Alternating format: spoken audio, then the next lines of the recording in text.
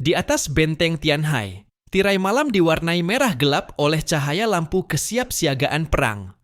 Puluhan hingga ratusan ribu unit mecha, kapal tempur, serta prajurit berkekuatan super telah bersiap siaga. Jalur pipa energi raksasa menembus seluruh kota, dan dengungan rendah yang terus bergetar terdengar seperti overture bagi sebuah ekspedisi kiamat. Zhang Yi berdiri di atas platform komando di puncak menara utama, memandang ke bawah ke seluruh kota baja. Kota Tianhai adalah benteng terkuat umat manusia saat ini. Namun kini sebagian besar sistem pertahanannya justru ia nonaktifkan dengan tangannya sendiri. Hanya menyisakan siluet kota yang sunyi. Untuk menyerang negeri klan Zhurong, ia harus menarik hampir seluruh kekuatan tempur. Karena itu, yang tersisa hanyalah sebuah cangkang kosong. Lagi pula, dalam peperangan, mustahil baginya membawa serta seluruh kota yang berisi ratusan ribu orang. Pusat energi terkunci.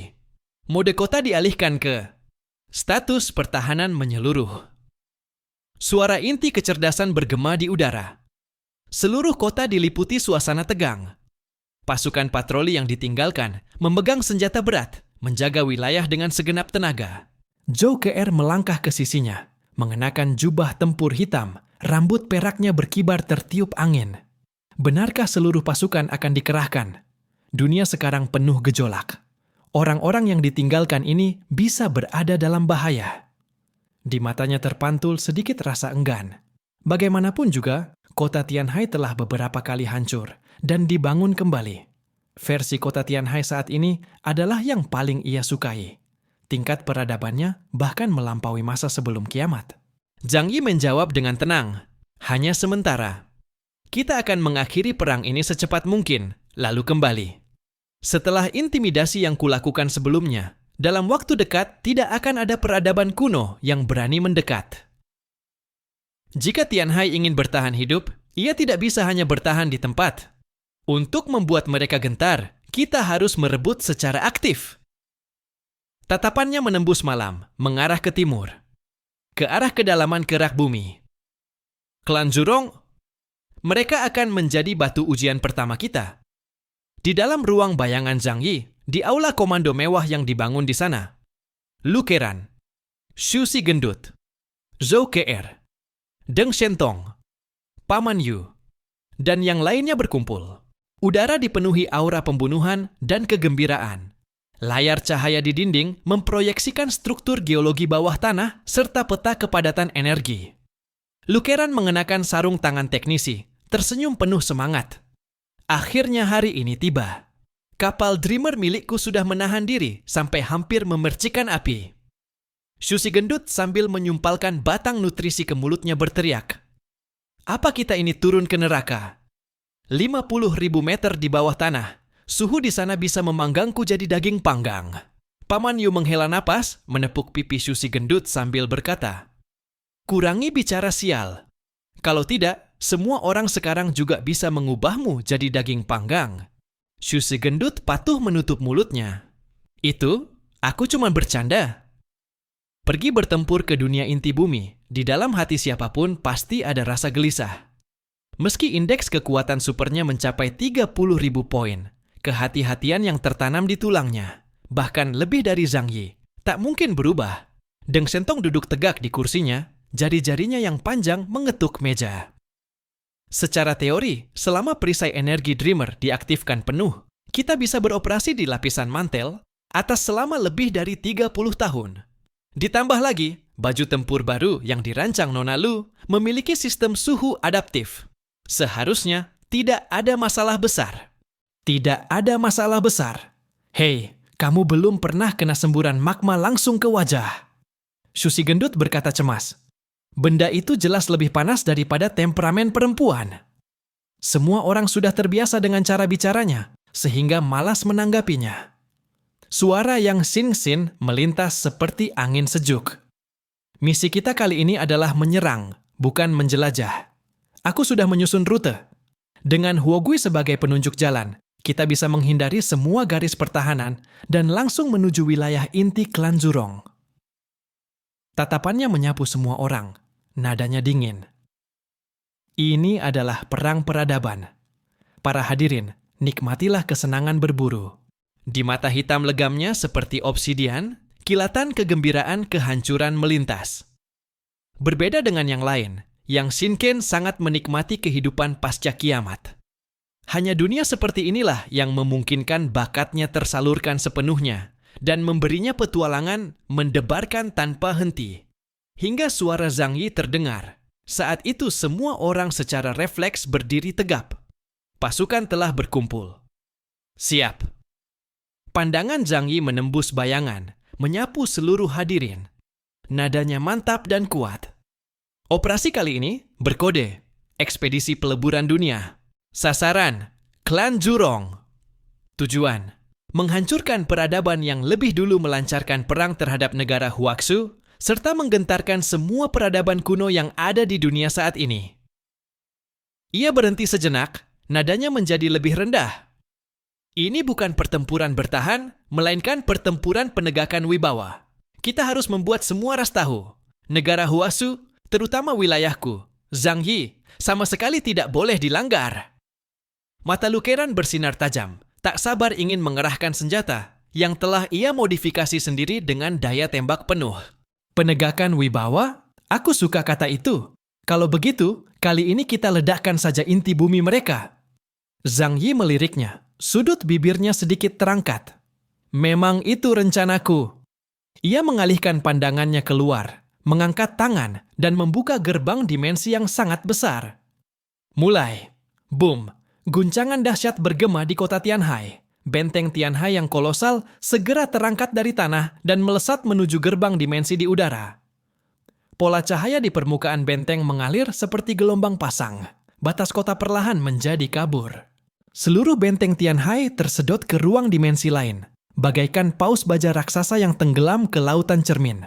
Lebih dari 10 detik kemudian, yang tersisa hanyalah hamparan tanah kosong yang luas, dengan deru angin yang menderu. Huogui telah sepenuhnya dikendalikan, memberi petunjuk jalan bagi Zhang Yi dari dalam bayangan. Gerbang dimensi terbuka. Zhang Yi melangkah satu langkah, dan seketika menghilang sejauh 5 kilometer. Ia segera tiba lebih dulu di wilayah letusan gunung berapi sebelumnya, lalu dari sana melesat lurus menuju arah inti bumi. Di dunia bawah tanah, arah sebenarnya sangat sulit ditentukan. Klan Zhurong mengandalkan naluri bawaan untuk mengenali arah. Tanpa mereka sebagai penunjuk jalan, memang sangat sulit menemukan negeri Klan Zhurong yang bersembunyi di celah-celah kecil planet raksasa ini. Zhang Yi menembus lapisan demi lapisan tanah dan batuan tebal, dengan cepat menyelam hingga sekitar 50.000 meter di bawah tanah, memasuki wilayah mantel atas. Dengan bimbingan Huogui, akhirnya ia menemukan pintu masuk ke negeri Zhurong. Setelah satu kali lagi perpindahan ruang, kegelapan di depan mata tiba-tiba menghilang. Cahaya menyilaukan membuat Zhang Yi sedikit menyipitkan mata. Cahaya merah magma, cahaya biru ruang, dan cahaya putih energi saling berjalin membentuk lukisan kacau. Sungai magma mengalir deras di depan, dengan suhu terik yang mencapai ribuan derajat Celcius. Namun, tingkat panas seperti itu sama sekali tidak memengaruhi Zhang Yi yang mengenakan zirahu Dewa Iblis Terminus. Meski begitu, melihat sungai magma berwarna-warni akibat perbedaan suhu, ia tetap tak kuasa menahan rasa takjub. Di tempat seperti ini pun bisa ada kehidupan. Benar-benar sebuah keajaiban. Huogui berlutut di depan celah. Dahinya hampir menyentuh tanah, berkata dengan hormat, "Tuan, di depan adalah jalur menuju kota penjara api. Kita harus menembus 7 lapisan retakan mantel bumi dan 12 jalur sabuk magma, barulah bisa mencapai wilayah utama di inti bumi." Di tengah perjalanan terdapat pertahanan berlapis. Ada pertahanan alami berupa sungai-sungai magma, serta pertahanan buatan dari suku Zulong. Begitu jejak kita terungkap, orang-orang dari suku Zulong akan memicu aliran api inti bumi untuk menghentikan penyusupan Anda. Karena itu, mohon Anda bergerak dengan ketat mengikuti petunjuk saya. Huogui memasang raut wajah yang tampak menguras seluruh tenaga dan pikirannya, menganalisis untung dan rugi bagi Zhang Yi. Baik, kalau begitu kita berangkat. Zhang Yi berkata dengan nada datar, sama sekali tidak terlalu memikirkannya. Segala rintangan baginya seolah tidak pernah ada. Sejauh apapun gunung dan lautan, semua itu hanyalah sekejap mata dalam perjalanan ruang miliknya. Zhang Yi membuka gerbang dimensi, menghindari satu demi satu garis pemblokiran, dan terus melaju menuju pusat wilayah suku Zulong. Proses menembus kerak bumi terasa megah sekaligus mengerikan. Itu adalah dunia yang belum pernah disaksikan mata manusia. Lapisan batuan setebal puluhan kilometer, berkilau dengan kilap metalik di bawah tekanan tinggi, bagaikan lautan bintang yang membatu. Di celah-celah saat menembus gerbang dimensi, sesekali terlihat makhluk berbasis silikon berukuran raksasa merayap di dalam dinding batu, seperti binatang purba yang telah tertidur selama ratusan juta tahun. Semakin mendekati bawah tanah, di atas sungai-sungai magma yang mengalir, gas bersuhu tinggi berputar, membentuk pusaran, membawa badai energi yang buas. Meski tahu bahwa bersembunyi di dalam bayangan sangat aman, menyaksikan pemandangan semegah ini dengan mata kepala sendiri tetap membuat hati bergejolak. Xu Pangzi berkeringat deras karena gugup. Ya Tuhan, tempat ini benar-benar bukan untuk ditinggali manusia. Deng Shentong meliriknya sekilas dan berkata datar, "Kau takut?" "Aku tidak takut. Aku ini menghormati alam." Tak lama kemudian, Zhang Yi sudah meliuk-liuk seperti ular, menghindari satu demi satu garis pertahanan dan tiba di lapisan magma. Itu adalah lautan api yang sesungguhnya. Magma tak berujung mengalir di bawah tarikan gravitasi. Gelombang yang bergulung bisa mencapai ketinggian ratusan meter, dan hembusan gas panas yang dimuntahkannya mampu melelehkan baja menjadi cairan. Namun, teknologi Tianhai bukan lagi peradaban manusia rapuh seperti dulu. Zhang Yi berdiri di langit. Zirayah iblis pengakhiran di tubuhnya mengaktifkan mode siluman, siluman optik sekaligus siluman yang mampu memblokir sinyal deteksi radar. Ia nyaris mustahil terdeteksi oleh siapapun. Zhang Yi menatap lautan magma yang bergolak itu dan berkata pelan, mendidih seperti darah. Ya? Apakah ini darah planet bumi? Yang Xin berdiri di sampingnya, kilau dingin berputar di mata hitamnya. Dan di dalam darah itu, tersembunyi api para penguasa zaman lama. Mereka terus menyelam ke bawah. Akhirnya, ketika Zhang Yi menembus aliran magma terakhir, pandangannya tiba-tiba terbuka lebar. Mereka tiba di sebuah dunia bawah tanah yang tak terbayangkan. Sebentang benua gua, raksasa melayang di atas samudra magma. Langit tersusun dari awan magma yang mengalir, cahaya merah berkelip seperti senja abadi. Lebih dari 10.000 pilar batu menopang benua itu, bagaikan kerangka para dewa. Tak terhitung air terjun magma mengalir deras dari dinding gua, menghunjam ke lautan api di bawah, menggelegar tanpa henti. Di dalam laut itu, bahkan terlihat paus magma raksasa berenang perlahan. Panjang tubuhnya mencapai ratusan meter, dengan mata berupa bola api emas yang menyala. Ada pula ular magma sepanjang ribuan meter yang berputar di antara gelombang merah gelap. Setiap kali tubuhnya meliuk, percikan gelombang yang terangkat mampu menelan seluruh gedung bertingkat. Itu adalah kehidupan. Kehidupan yang hidup, berukuran luar biasa besar, tidak kalah dengan paus biru. Namun mereka mampu berenang di dalam magma. Saat Zhou Ke'er melihat makhluk-makhluk itu, matanya sampai terbelalak. Sebagai seorang dokter dengan pencapaian cukup tinggi di bidang biologi, ia sungguh sulit membayangkan bahwa makhluk berbasis karbon bisa mencapai tahap seperti ini. Zhang Yi, nanti bisakah kau menangkap beberapa makhluk magma ini untuk kuteliti? Tanya Zhou Ke'er. Tentu saja. Membangun kebun binatang hewan magma untukmu pun tidak masalah. Zhang Yi tertawa. Ia memandang jauh ke kejauhan. Kacamata taktisnya dengan cepat menyapu seluruh benua melalui kecerdasan buatan, menelusuri informasi kunci untuk Zhang Yi. Pandangan dari ketinggian, ditarik mendekat dengan kecepatan tinggi, membuat Zhang Yi dapat melihat segalanya dengan jelas. Seluruh kota di hadapannya tersaji tanpa sisa di matanya. Menyebut tempat ini sebagai kota sebenarnya kurang tepat, karena strukturnya adalah daratan yang melayang di dalam magma, seperti kapal-kapal raksasa atau pulau-pulau. Di atas pulau-pulau itu, berdiri kota berwarna merah kehitaman yang dibangun secara buatan. Tembok kota dari batu raksasa dan logam cair membentang ribuan kilometer, sementara menara api di puncaknya menyala dengan nyala merah yang tak pernah padam. Di dalam kota, orang-orang suku Zulong bergerak padat. Tubuh mereka seperti batu, merah menyala, dari kejauhan tampak seperti patung api yang dipahat. Karena hidup di inti bumi dan dapat menyerap energi panas bumi untuk bertahan hidup, mereka bahkan tidak perlu bersusah payah mengembangkan teknologi. Akibatnya, tingkat teknologi mereka tampak sangat rendah dengan mata telanjang. Ini adalah ras purba dengan otot berkembang dan pola pikir yang sederhana. Tak heran jika mereka bahkan tidak mengetahui kekuatan Huashu negara saat ini, tidak mengetahui keberadaan Zhang Yi, namun berani langsung menyerbu ke permukaan. Serangan penurunan dimensi. Saat kau berada di puncak, aku menghindar. Saat kau melemah, aku menampar wajahmu. Hal seperti ini yang paling kusukai. Zhang Yi menyeringai, memperlihatkan deretan gigi putih yang dingin dan menyeramkan. Kemanapun mata memandang, yang terlihat hanyalah warna merah menyala. Gelombang panas terus naik dan membakar udara. Xu Pangzi menelan ludah tanpa sadar. Ya ampun. Tempat ini rasanya seperti 18 lapis neraka. Sementara itu, mata Lu Keran memancarkan cahaya fanatik. Konsentrasi daya tembak setinggi ini, sumber energi panasnya sungguh menakutkan. Kalau kita bisa mendapatkan teknologi suku Zulong dan mengembangkan energi inti bumi ini, itu akan menjadi harta karun raksasa.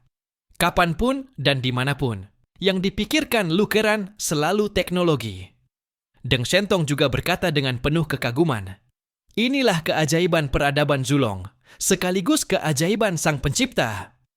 Yang Xin menambahkan dengan suara dingin. Bangunan mereka terbentuk dari resonansi sumsum batu, tanpa memerlukan alat mekanis apapun. Namun tingkat perkembangan teknologi mereka masih berhenti pada tahap awal pemanfaatan energi. Zhang Yi menyipitkan mata, pandangannya melampaui kota api itu. Sebuah peradaban yang memiliki petarung setingkat ksatria, tetapi tidak mampu meninggalkan magma. Ia tersenyum tipis. Aku ingin melihat berapa lama api mereka bisa terus menyala. Tergantung tinggi di langit, Zhang Yi perlahan merentangkan kedua lengannya. Mulailah. Turunlah. Jadikan tempat ini pijakan bagi Tianhai kita. Sebuah gerbang dimensi yang sangat besar muncul di belakang Zhang Yi, seolah ruang angkasa terbelah oleh sebuah luka raksasa, membentang di cakrawala. Yang pertama muncul adalah barisan formasi baja hitam, seperti obsidian. Pasukan mekanik tingkat 100.000 muncul bagai gelombang pasang, tersusun dalam formasi paling sempurna, melangkah keluar dari gerbang dimensi. Setiap unit prajurit mekanik berat menyalakan cincin identifikasi putih dingin di dada mereka. Nozel di bahu menyemburkan kabut tipis, sementara perisai mereka memancarkan cahaya lembut di tengah suhu ekstrim. Di belakang mereka, 30 unit makhluk mekanik super raksasa berdiri menjulang, masing-masing setinggi lebih dari 600 meter. Mereka sendiri adalah kapal induk darat raksasa yang setelah dimodifikasi memiliki daya hancur setara dengan para mutan kelas uskup putih. Pasukan mekanik yang menghitam pekat itu telah membuat langit wilayah suku Zulong berubah menjadi suram dan gelap. Kegelapan di langit mengalami perubahan aneh, membuat bumi menjadi suram. Banyak anggota suku Zurong menyadari ada yang tidak beres dengan warna langit. Secara refleks mereka serempak mendongak, namun tetap saja mengira itu hanyalah abu yang dimuntahkan dari kawah gunung berapi yang menutupi angkasa. Mereka sama sekali tidak dapat membayangkan bahwa akan ada sebuah pasukan sebesar ini yang mampu menembus lapisan demi lapisan pertahanan alami, lapisan magma, dan menyerbu langsung ke tanah asal mereka. Legiun mekanik berjumlah 100.000 hanyalah permulaan.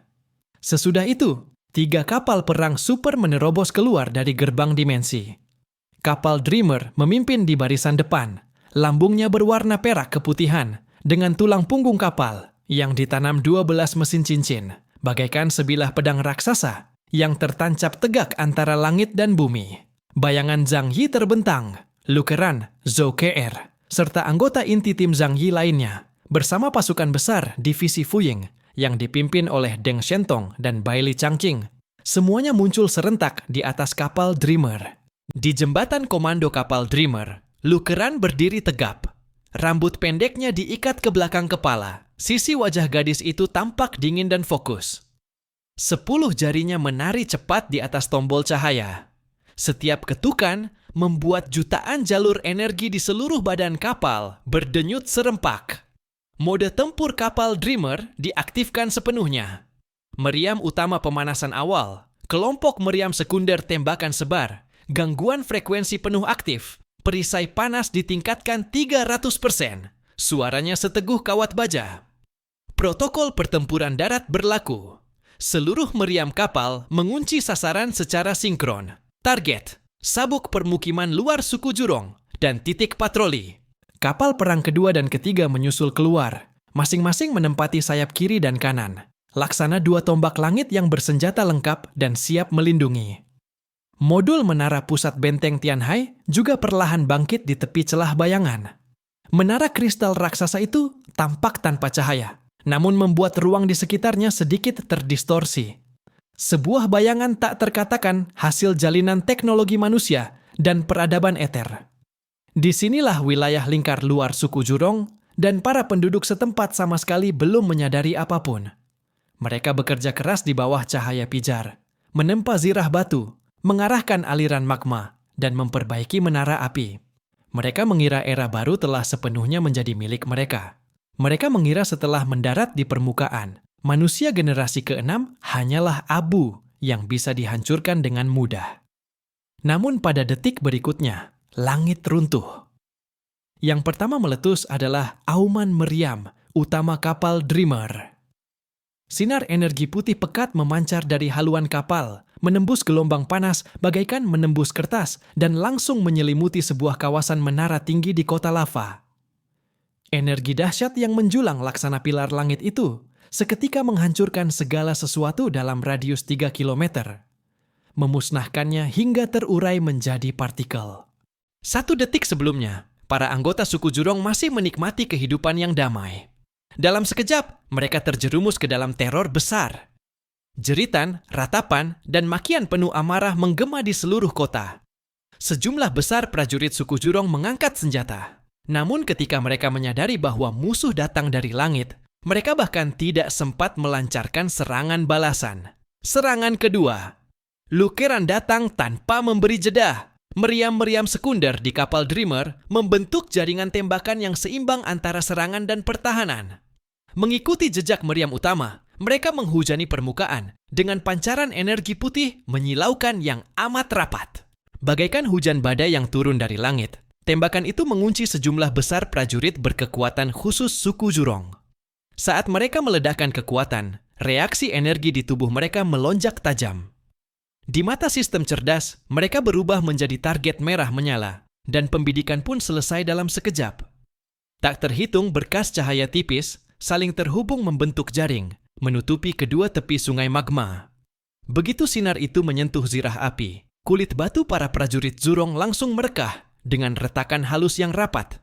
Setelah itu, seluruh tubuh mereka seolah kehilangan penopang dari dalam, menyisakan pecahan kristal api dan abu hitam yang berserakan di tanah. Krak! Krak! Amarah mereka hanya bertahan sesaat.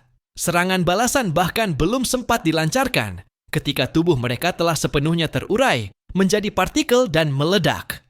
Inilah Dreamer generasi baru. Setelah penyempurnaan total dan masalah pasokan energi teratasi, daya hancurnya telah mencapai tingkat ksatria.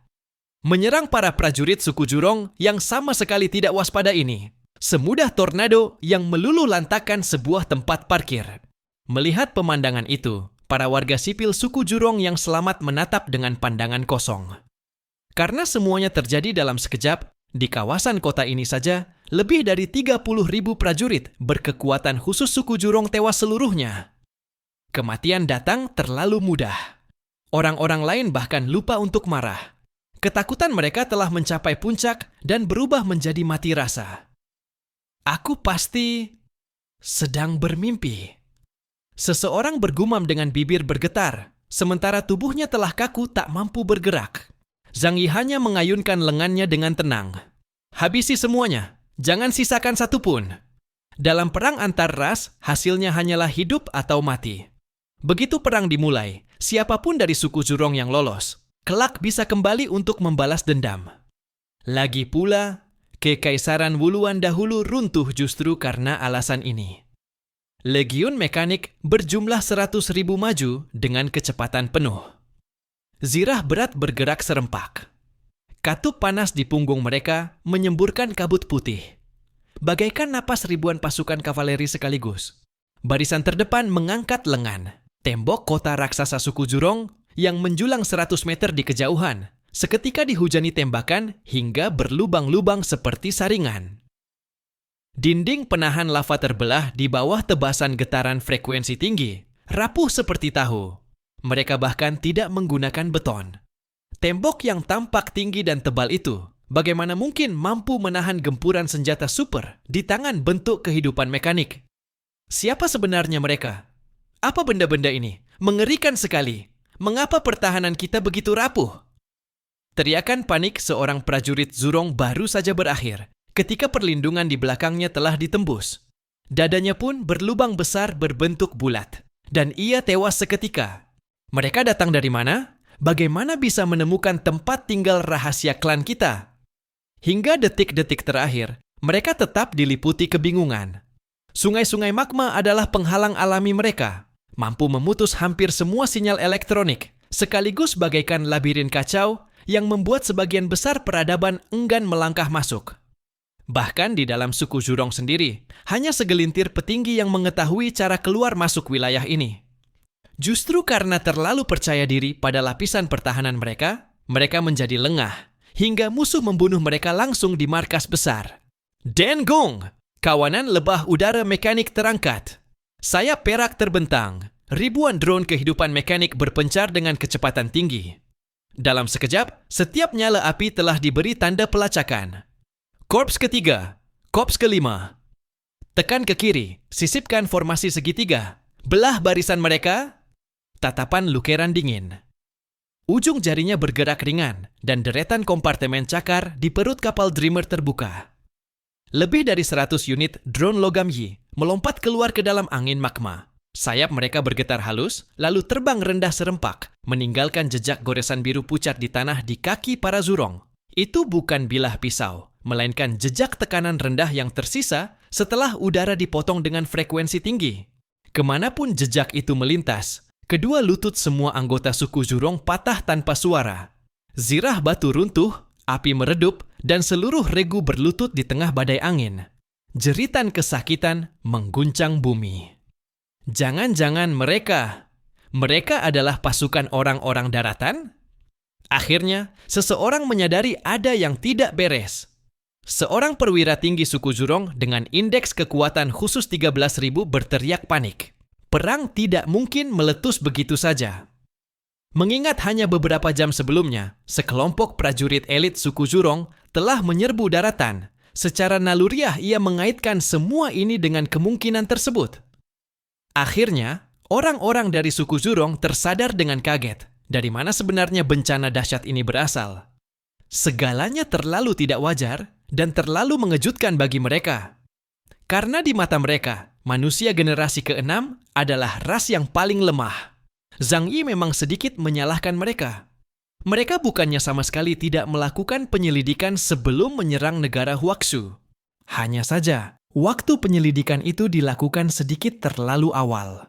Jika setahun yang lalu Zhang Yi berhadapan dengan mereka, maka pasti ia akan lebih pusing dibandingkan saat menghadapi Kekaisaran Wuluan. Lagi pula, di antara Kekaisaran Wuluan dan mereka terbentang lautan yang sangat jauh, sedangkan suku Jurong dapat langsung mengendalikan magma dan menghancurkan sebagian besar kota mereka. Terlebih lagi, jika hanya membandingkan daya hancur individu, suku Jurong jauh melampaui suku Wuluan. Sayangnya, mereka datang terlambat satu langkah. Dalam kurun waktu 1 tahun, hanya 1 tahun, kekuatan manusia negara Huaxu telah berkembang hingga tingkat yang sulit mereka pahami. Tidak, tepatnya, kekuatan seluruh tim Zhang Yi telah melampaui batas pemahaman seluruh umat manusia di bintang bumi. Pada 1 menit pertama dimulainya perang, suku Jurong yang tidak siap di wilayah sungai lava bagian luar dihujani pengeboman gila-gilaan oleh pasukan besar Zhang Yi yang telah melakukan persiapan matang. Hanya dengan kapal perang super dan pasukan mekanis saja, Jumlah korban tewas suku Jurong dalam 1 menit telah melampaui 100.000 orang. Namun, setelah mereka sadar dan bereaksi, seluruh wilayah Sungai Lava dipenuhi kemunculan para ahli kuat. Suku Jurong yang bergabung ke dalam pertempuran. Belasan orang suku Jurong tingkat Ipsilon mengenakan zirah raksasa bermotif merah muncul. Mereka bangkit dengan raungan amarah dari seberang Sungai Lava.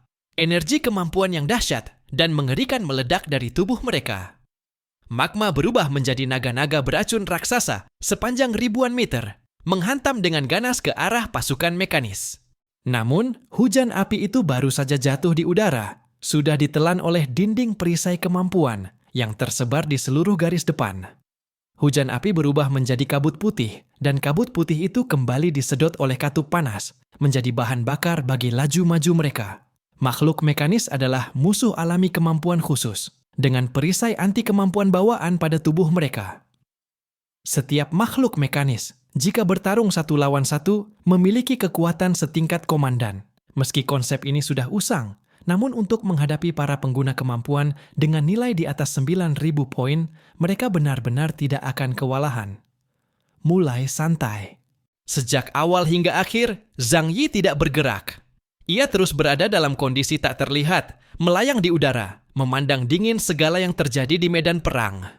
Namun, inti tungku pelebur dari zirah dewa penghancur di tubuhnya telah mulai menyala.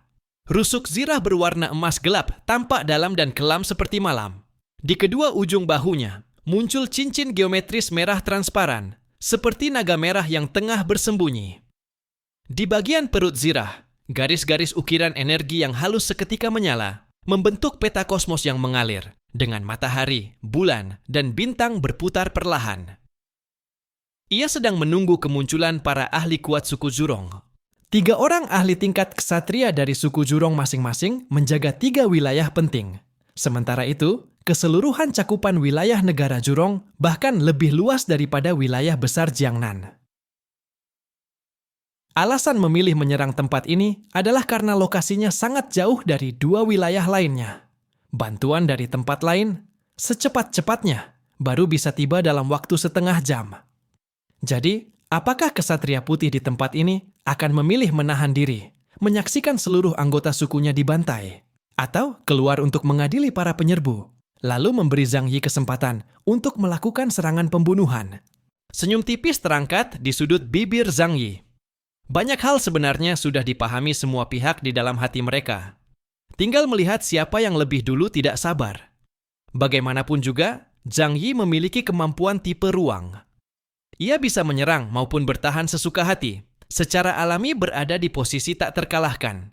Meski Zhang Yi bersembunyi di kegelapan, para prajurit di sekelilingnya telah melesat melewati posisinya, berubah menjadi satu demi satu bayangan cahaya hitam yang menyesakkan dada, menukik ke arah daratan. Seluruh anggota tim inti Zhang Yi, semuanya mengenakan zirah dewa. Pada tahap awal, zirah itu dibuat menggunakan tubuh 10 dewa iblis dari suku Changyuan yang telah dibunuh sebagai material. Namun kini, setelah peningkatan teknologi, Lu Keran telah sepenuhnya membongkar dan menguasai teknologi suku Changyuan. Ia merancang satu set zirah dewa khusus untuk Paman Yu, Liang Yue, Zhou Ke, dan yang lainnya. Jika hanya dilihat dari kekuatan zirahnya, semuanya sudah sebanding dengan 10 dewa iblis pada masa lalu. Menghadapi suhu ribuan derajat sama sekali bukan masalah. Dan setelah mengenakan zirah dewa, kekuatan tempur rata-rata Liang Yue dan yang lainnya juga mampu mencapai tingkat 30.000 lebih. Paman Yu adalah yang pertama mendarat. Pria hasil modifikasi dengan tubuh raksasa ini, setelah resmi melangkah ke ranah Ipsilon, kemampuannya berevolusi menjadi menanggung gunung. Tubuh setengah mekanis membuatnya tidak memerlukan kemampuan yang mencolok. Selama fisiknya cukup kuat, itu sudah cukup. Kini dirinya adalah eksistensi yang, dalam arti sebenarnya, mampu menopang satu sudut Tianhai hanya dengan kedua tangan dan tulang punggungnya. Rangka tulang paduan logam mengeluarkan dengungan rendah di tengah gelombang panas. Hancurkan! Ia menghantamkan satu tinju ke tanah dengan ganas. Permukaan bumi di depan sejauh ribuan meter langsung runtuh. Magma meledak. Gelombangnya pecah di udara oleh tekanan angin dari tinjunya, memercik menjadi hujan api yang memenuhi langit. Dengan tangan lainnya ia menarik, 5 rantai hitam menyembur dari punggung lengannya, menembus tulang belikat 5 prajurit suku Jurong, menyeret mereka rapi kembali ke kakinya. Paman Yu mendengus rendah, menghentakkan kakinya. Kelima prajurit itu, bersama batuan di bawah kaki mereka, hancur menjadi abu. Liang Yue menyusul tepat di belakangnya. Zirah dewanya berwarna merah keemasan, dengan garis-garis bersih dan tegas, menempel sempurna pada lekuk tubuhnya. Anggun namun syarat tekanan. Ia tidak menggunakan serangan jarak jauh yang rumit, hanya pertarungan jarak dekat paling sederhana, menampilkan teknik seorang mahaguru bela diri secara maksimal. Klang! Pedang panjang dari paduan logam Yijin berwarna hitam pekat terhunus. Bilahnya ramping namun berat. Ia menggenggam pedang pusaka Longming. Setelah mendarat, pandangannya dengan tenang menyapu para prajurit suku Jurong yang mengintainya dengan tatapan buas. Mereka meraung, ribuan prajurit suku Jurong mengepungnya rapat-rapat, menyerbu dengan gila ke arahnya. Sorot mata Liang Yue dingin dan tanpa emosi. Untayan demi untayan, energi kekuatan, hitam milik seorang mahaguru bela diri, meledak dari tubuhnya. Membentuk aliran udara hitam yang melilit tubuhnya. Juga melilit pedang panjang Longming di tangannya. Hirup! Ia menarik napas dalam-dalam. Kapsul oksigen yang telah lama ditelannya cukup untuk menopangnya beraktivitas lama di dunia bawah tanah. Kadar oksigen yang sempurna akan mendorong kondisinya mencapai puncak. Datanglah. Begitu suaranya jatuh, sambil menggenggam pedang hitam, dengan suara swoosh, ia menghilang dari tempat semula, berubah menjadi bayangan. Pada detik berikutnya, ia muncul ratusan meter jauhnya. Pedang panjangnya melintas alami di udara, seperti angin sepoi. Lebih dari 60 prajurit suku Jurong yang mengenakan zirah batu tebal, tubuh mereka terbelah rapi menjadi 2. Kemanapun mata pedang lewat, bagaikan pisau panas memotong mentega, bahkan tidak memberi Liang Yue rasa hambatan berarti saat mengayun. Tidak ada lawan yang sedikit lebih kuat. Mereka benar-benar terlalu lemah. Tidak. Ia melirik pedang di tangannya, lalu berkata pelan, "Akulah dan kita semua yang dalam 1 tahun ini telah menjadi terlalu kuat." Setiap kali sosoknya menghilang dan muncul kembali, sebuah garis putih yang sangat tipis, hampir tak terlihat, tertinggal di udara. Jejak vakum kecil akibat gesekan kecepatan ekstrim. Garis putih itu menembus. Kepala beberapa prajurit suku Jurong meluncur jatuh dengan tenang, dan baru pada detik berikutnya, tubuh mereka menyadari kehilangan keseimbangan, lalu roboh dengan suara gemuruh. Dalam jarak 10 langkah, dengan kekuatan seorang diri, ia membubarkan satu regu beranggotakan 100 orang, rapi seperti memotong kertas. Shusi gendut mengetuk pelindung perut zirah Dewa Iblis dan berkata, "Benar-benar keren aku. Sekarang aku merasa diriku sudah menjadi generasi kedua dari kekacauan. Diam-diam cosplay jadi bos besar, tidak ada yang tahu, kan?" Memang, kalau berbicara soal ketampanan, aura, dan postur tubuh, ia masih kalah jauh dibandingkan Zhang Yi. Namun ketika mengenakan zirah, wajah dan bentuk tubuh tidak terlihat, sehingga perbedaan antara dirinya dan Zhang Yi terasa tidak sebesar itu. Shusi gendut memanfaatkan sistem pendorong untuk turun dengan cepat, lalu berhenti di sebuah kawasan kota. Lava panas membara di bawah kakinya, sama sekali tidak mampu merusak zirah Dewa Iblis. Ya. Para prajurit suku Jurong meraung dan menyerbu ke arahnya. Shusi gendut mendongakkan lehernya. "Datanglah kalian semua. Aku, generasi kedua kekacauan. Apa yang perlu kutakuti?" Pola energi pada zirahnya menyala bersamaan, didorong oleh tungku inti. Keabadian, pembekuan. Bekukan semuanya untukku. Tidak boleh ada yang pergi. Shusi gendut meraung keras. Energi kemampuan atribut es meledak keluar dari tubuhnya. Lingkaran cahaya biru es mengembang dari sekeliling tubuhnya. Dimanapun ia melintas, titik didih lava dipaksa turun secara brutal. Hamparan lava membeku, berubah menjadi batu hitam. Bahkan lautan lava pun, di hadapan seorang pengguna es dengan indeks kemampuan 30.000 poin, akan membeku. Shu si gendut mengulurkan lengannya ke depan. Segumpal badai energi biru es ditembakkan dari telapak tangannya. Badai es salju. Badai es menyapu ke segala penjuru daratan, mekar menjadi satu demi satu bunga teratai raksasa berwarna biru es.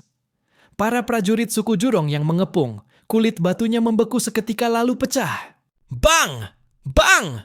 Tubuh-tubuh yang membeku menjadi kaku, lalu langsung meledak. Seperti ribuan bunga yang mekar terbalik di lautan api.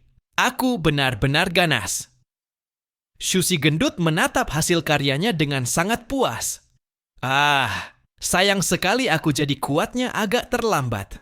Kalau 2 tahun lebih awal, bos besar yang harus memanggilku bos besar. Shu si gendut sekarang sudah bukan orang gemuk lagi. Hanya saja masih ada sedikit pipi bayi di wajahnya. Setelah beberapa tahun ditempa oleh Zhang Yi dan Paman Yu, kebugaran fisik serta daya tempurnya kini sama sekali tidak tertinggal. Tangan kanannya mengepal di udara kosong. Energi biru es dengan cepat memadat menjadi sebuah garu bergigi 9. Shu si gendut dengan kode nama Marsekal Tianpeng. Menarik napas dalam-dalam, lalu menerjang ke depan. Dalam sekejap, suhu di kota lava raksasa di hadapannya, dalam radius puluhan kilometer, anjlok drastis. Banyak danau lava berubah menjadi daratan batu. Di dalam wilayah ini, hampir seluruh prajurit suku Jurong, termasuk beberapa pengguna kemampuan setingkat kendaraan tempur putih, seketika membeku menjadi patung es. Tidak jauh dari Shu si gendut, Li Yangyang mendarat dengan lembut. Rambut hitamnya terangkat oleh hembusan angin panas. Zirah dewa iblis miliknya ramping dan anggun. Pola cahaya di dada berdenyut tenang. Melihat kegagahan Shu si gendut yang meluap, sorot mata terpesona berkilat di matanya. Meski zirah dewa iblis menutupi wajah bulat, jambang, dan kaus kaki putih kecilnya, tetap saja tidak mampu menyembunyikan aura luar biasanya. Aku sekarang juga anggota tim Tianhai. Chunlei memberiku kesempatan. Zhang Yi memberiku kepercayaan. Aku pasti tidak akan mengecewakan mereka. Ia menatap zirah kuat yang melekat di tubuhnya. Dengan zirah ini, daya tempurnya bisa meningkat setidaknya 5.000 poin. Benar-benar mengerikan. Ini juga demi agar kita semua bisa memiliki masa depan yang lebih baik. Usai mengucapkan kata-kata itu, kedua matanya memancarkan 2 cahaya yang sama sekali berbeda. Mata kiri merah menyala seperti matahari terik, mata kanan biru pucat seperti bulan purnama. Xingniao, Li Yangyang, dengan kemampuan penurunan dewa. Dapat memperoleh kemampuan yang berbeda melalui pemanggilan roh ilahi. Setelah naik ke tingkat Ipsilon, kemampuannya akhirnya menampilkan wujud sejatinya. Perubahan, Yin dan Yang, itulah hakikat kemampuannya. Dan ia juga merupakan salah satu pengguna kemampuan langka di negara Huaxu, yang sekaligus memiliki 2 atribut yang sepenuhnya berlawanan, Yin dan Yang. Tai Yin, Tai Yang. Ia berbicara pelan, tubuhnya tiba-tiba terdistorsi secara aneh dari tengah, lalu terbelah menjadi 2 tubuh yang berbeda. Seorang pria bertubuh gagah, dan seorang wanita berwujud lembut, Dewa Bintang Tai Yin dan Dewa Bintang Tai Yang. 1 hati, 2 tubuh. Li Yangyang pria menatang nyala api yang berkobar hebat di telapak tangannya. Di atas lautan lava, kekuatannya mendapatkan peningkatan luar biasa. Li Yangyang wanita melayang dengan bulan purnama dingin di belakangnya. Kekuatannya memang terbatasi, tetapi ia mampu memberikan peningkatan kekuatan dan kemampuan penyembuhan bagi Dewa Bintang Matahari. Di antara 2 tubuh itu, ada rantai tak kasat mata yang saling melilit, seperti garis lengkung yang membagi ikan yin dan yang di dalam matahari. Dewa Bintang Matahari menatang bola api raksasa, melayang tinggi di udara. Arus lava di daratan sekitar terus mengalir masuk ke dalamnya, membuatnya semakin membesar. Dari seukuran bola basket, dengan cepat tumbuh menjadi berdiameter 10 meter, lalu 100 meter, 1000 meter, 10.000 meter, matahari gemilang. Saat bola api raksasa itu menghantam turun, panas yang terkandung di dalamnya jauh melampaui batas yang mampu ditanggung suku Jurong. Bahkan kulit yang lebih keras dari batu pun seketika mengering, retak, lalu meledak. Gema dahsyat. Seluruh kawasan kota jatuh ke dalam keheningan maut. Hua-hua melompat dari sisi kaki Zhang Yi.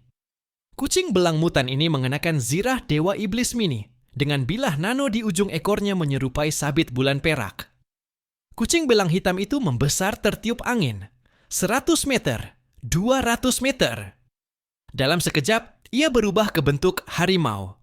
2 ekor besi hitam tumbuh di punggungnya, dan zirah di tubuhnya dirancang khusus untuk melindungi bagian-bagian vital. Raksasa buas itu mendarat. Sebagai pemilik fisik paling mengerikan di seluruh tim Zhang Yi, ia bahkan malas menggunakan kemampuan yang mencolok. Ia meraung panjang. Tekanan sang raja segala binatang langsung menyapu ke segala arah. Semua anggota suku Jurong yang terguncang oleh auman itu, yang lemah langsung pingsan, yang kuat pun tubuhnya kaku, sama sekali tidak bisa bergerak. Hua-Hua mendarat di depan seorang prajurit suku Jurong tingkat Ipsilon, menunduk dan mengeluarkan suara. Meong. Detik berikutnya, kepala prajurit itu digigit dan ditelan bulat-bulat, tanpa sedikit pun kesempatan untuk melawan. Hua-Hua menjilat cakarnya dengan puas, lalu melompat menerkam mangsa berikutnya. Setiap kali ia memakan seorang ahli suku Jurong, pola cahaya di tubuhnya bertambah terang 1 lapis. Ia mempermainkan para prajurit suku Jurong itu, bahkan lebih mudah daripada kucing menangkap tikus. Semua senjata yang menghantam tubuhnya tidak mampu menembus zirah Dewa Iblis. Bahkan jika lapisan pertahanan pertama berhasil ditembus, tetap tidak dapat menembus bulu-bulunya yang tebal dan keras. Tim inti di sisi Zhang Yi, seluruhnya memperlihatkan daya tempur yang luar biasa kuat. Pemandangan ini membuat pasukan Fuying yang dipimpin Deng Shentong dan Baili Changqing menjadi gatal tangan. Deng Shentong mengenakan zirah tempur Tianhai. Ini adalah zirah tingkat ketiga milik kota Tianhai.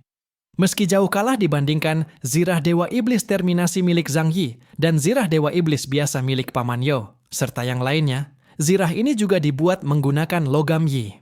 Kekurangannya terletak pada tungku inti yang tidak memiliki suplai energi tingkat tinggi.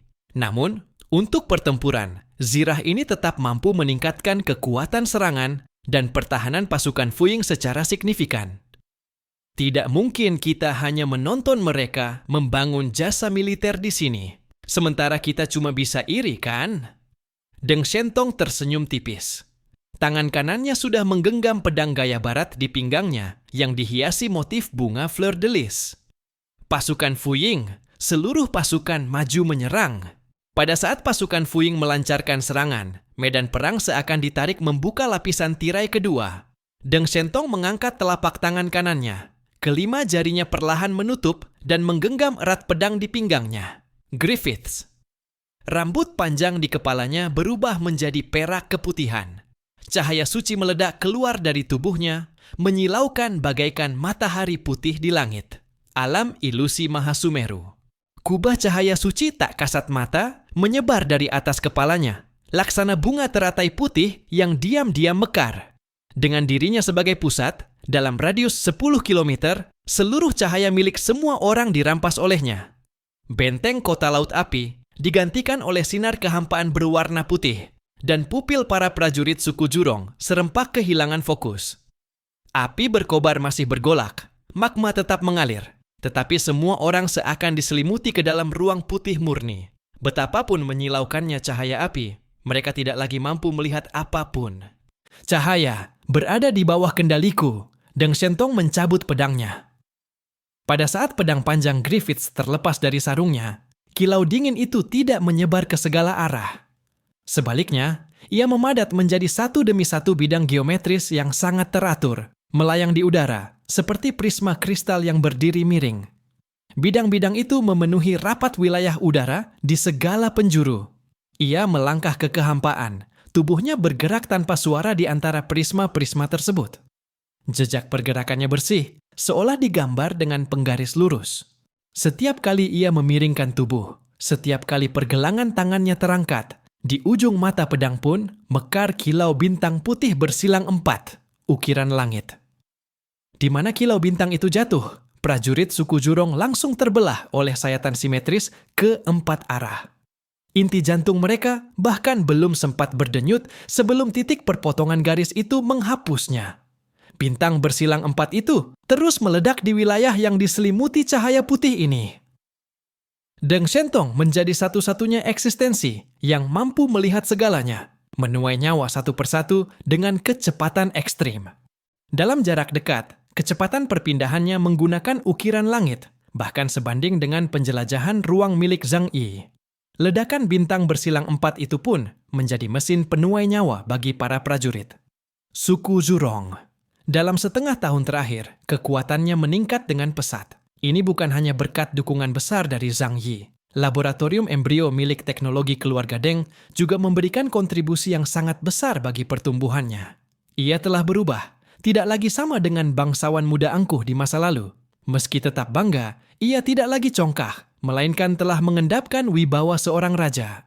Cahaya api di jalanan kota muncul dan menghilang di tengah kegelapan.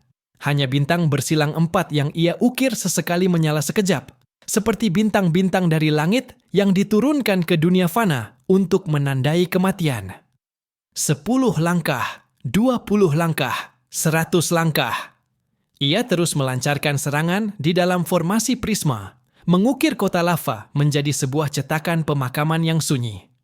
Sementara para prajurit suku Zhurong yang kehilangan cahaya tidak mampu melihat keberadaan satu sama lain, apalagi mengetahui di mana posisi musuh. Ketika mereka menyadari bahaya maut telah mendekat, mereka benar-benar telah mati. Di sisi lain, Bai Li Changqing bagaikan sebuah palu pengepung yang terbangun. Ia mengangkat palu pulsa logam Yi ke bahunya, hingga tanah berbatu di bawah kakinya sedikit amblas. Setelah menjadi Epsilon, ini adalah pertama kalinya aku turun ke medan perang. Bai Li Changqing menarik napas dalam-dalam.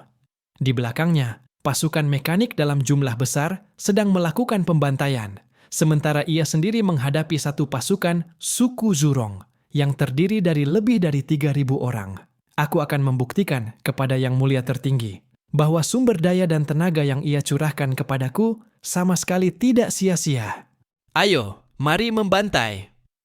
Bai Li Changqing memberi perintah tempur kepada sistem kecerdasan tempur zirah perang Tianhai. Detik berikutnya, batang energi di dalam pelindung dada terisi satu persatu. Kepala palu pulsa raksasa di tangannya langsung memancarkan riak merah pekat. Ia tidak melakukan gerakan berlebihan, hanya merendahkan pinggang, mengayun lengan, melangkah maju, ayunan paling sederhana, namun membawa kekuatan tak tertandingi, menghantam pasukan suku Zhurong yang meraung dan menerjang dari depan. Rarer! Para prajurit suku Zhurong nyaris meneteskan darah dari mata mereka. Dalam sekejap, mereka melihat tanah kelahiran mereka dihancurkan, melihat kaum mereka sendiri dibunuh massal seperti semut yang diinjak. Amarah telah menguasai seluruh pikiran mereka. Yang ingin mereka lakukan hanyalah, meski harus mengorbankan nyawa, membunuh musuh. Dari segala arah, para prajurit suku Zhurong menyerbu. Kilau berbagai senjata dan badai api kekuatan khusus menyapu ke arah Bai Li Changqing. Namun ia tetap tak bergerak, seteguh gunung, sama seperti dulu ketika bertarung bahu-membahu dengan rekan-rekannya dari tim jubah hitam di kota Tianhai. Ia hanya memutar perlahan palu tenaga pulsa di tangannya, mengangkatnya tinggi-tinggi, lalu menghantamkannya dengan keras ke tanah di depan. Gemuruh! Otot-otot yang menegang melepaskan kekuatan mengerikan. Dalam sekejap, dengan dirinya sebagai pusat, tanah di area melingkar, langsung hancur berkeping-keping. Gelombang kejut dahsyat bergulung keluar, menghantam keras seluruh prajurit suku Zhurong yang menyerang. Pukulan pertama, seluruh distrik kota runtuh dari akarnya. Bangunan ambruk dan banyak prajurit suku Zhurong bahkan tak mampu menahan terpaan angin palu, tubuh mereka langsung hancur dan mati. Pukulan kedua, dinding batu setebal puluhan meter runtuh beruntun. Seluruh distrik diratakan dengan tanah. Banyak anggota suku Zhurong tewas terguncang atau tertindih bangunan hingga mati. Pukulan ketiga, pasukan elit suku Zhurong di barisan terdepan beserta tanah di bawah kaki mereka terangkat ratusan meter ke udara, lalu terhempas kembali dengan kekuatan yang lebih besar. Setiap hantaman ke tanah membuat bumi mengerang dengan dentuman berat dan menyakitkan, bagaikan binatang purba yang batuk darah di dalam dadanya. Meski hanya berada di tingkat kekuatan ketiga dalam tim Zhang Yi, kekuatan tempur gabungan Bai Li Changqing telah mencapai kelas kereta perang hitam. Menghadapi rakyat biasa dan pasukan suku Zhurong, ia adalah eksistensi bak dewa iblis. Saudara-saudara, habisi habis gerombolan manusia burung ini. Hahaha. Bailey Chungking berdiri di atas puing-puing sambil memanggul palu berat. Dalam satu tarikan napas, ia telah membunuh ribuan musuh, dan dadanya kini dipenuhi semangat kepahlawanan yang meluap.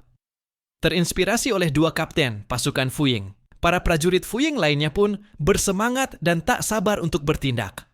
Kita juga tidak boleh ketinggalan. Latihan bertahun-tahun ini harus kita tunjukkan nilainya. Ayo, mulai membunuh. Xiao Honglian melangkah maju menghadapi angin panas yang menyengat. Ia menjilat bibirnya, sorot matanya dipenuhi, niat membunuh dan gairah tempur yang membara. Ia tidak terburu-buru menyerang, melainkan berjalan menuju sebuah sungai magma yang mengalir deras. Detik berikutnya, ia justru mengangkat leher jenjangnya dan menghirup deras aliran magma di depannya. Seluruh cabang sungai magma itu seakan menjadi air terjun yang berbalik arah, terangkat dari dasar sungai dan mengalir masuk ke tenggorokannya. Cahaya merah tanpa batas ditelannya ke dalam tubuh. Seketika, di antara zirah dan jaringan, ototnya muncul pola magma yang menyala terang, melingkari lengan, tulang selangka, dan pinggangnya, bagaikan pola ilahi api yang terukir di daging. Dari tungku api penyucian hingga kemampuan yang berevolusi, reinkarnasi api penyucian, Xiao Honglian adalah seorang pemuja api. Ia mampu menelan api dan energi untuk meledakkan kekuatan tempur yang menakjubkan. Dan di negeri Zurong, kekuatannya pun meningkat berlipat ganda. Setelah menyerap magma dalam jumlah besar dari inti bumi, uap panas putih mendidih di sekujur tubuhnya, seolah hampir meledak. Selanjutnya, akan kugunakan apiku untuk membakar habis magma milik Zurong.